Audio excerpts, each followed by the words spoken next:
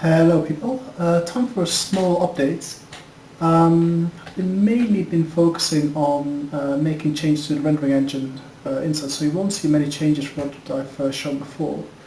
One thing has changed, the world's a bit darker now. I'm inside a flat which I constructed. And as the player moves, you basically got like a torch with you. Basically shines a bit to the side of the player, so it gets nice shadow effects as well. It's quite cool.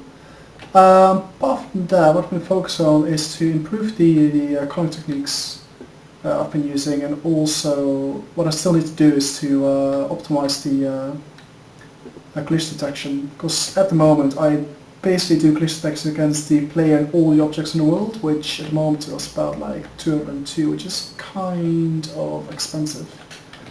Furthermore, we've got doors, so we can open them up by pressing a button. The door like slowly opens. And as the door opens, the players are allowed to look through and look upon the world, which at the moment is like a massive skybox and a very dark terrain. It's essentially because like the light doesn't go that far, so you actually can't see the terrain, but we'll go down later on.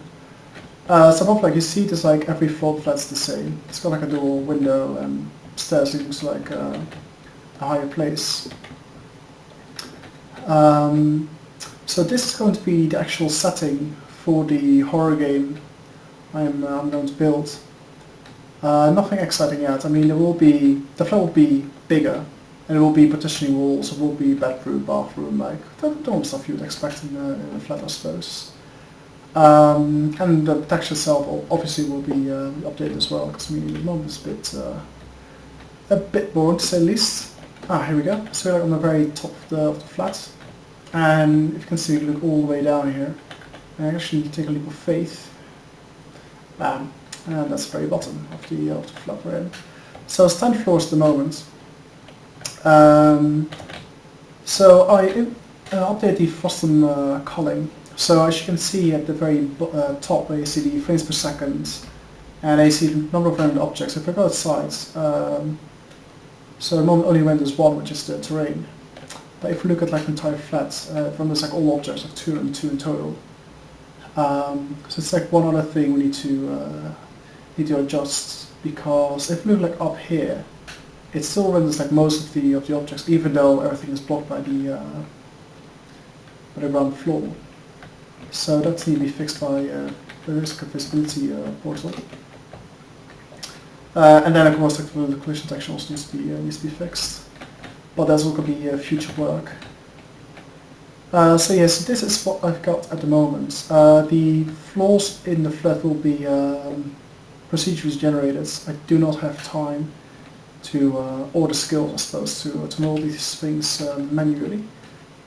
I probably will use a bit of Blender and like import some meshes of some objects like couches and these kind of things to stick in the apartment. But for the rest of it, like how the rooms will be separated by walls, how big they're going to be, what the layout of every flat is going to be, will be yeah, like I said, be done by a script or procedural generated algorithm, which I will write still. But at the moment, I'm still optimizing the engine. To make sure everything is smooth and make sure, even if I got like a flat like 100 floors, the frames per second doesn't drop as dramatically as it does at the moment. Because as you can see now, the frames per second is about 30, but once we go outside and we're like no longer inside the flats, then the amount will drastically increase because I have to do like less collision detection. So basically, I'm just up to exactly 30, 31. Okay, it's mainly to do with fraps, I suppose. Never mind that. So yeah, so some updating to do still. But yeah, so just give you guys small updates. So you know we're still working with this project, not been abandoned yet. It's not going to be abandoned. I'll basically keep you guys posted. Got more like interesting and more exciting things to show you guys. But yeah, behind the scene updates are never too exciting to report. But that's it for now. I'll hopefully catch you guys later. Thanks for watching.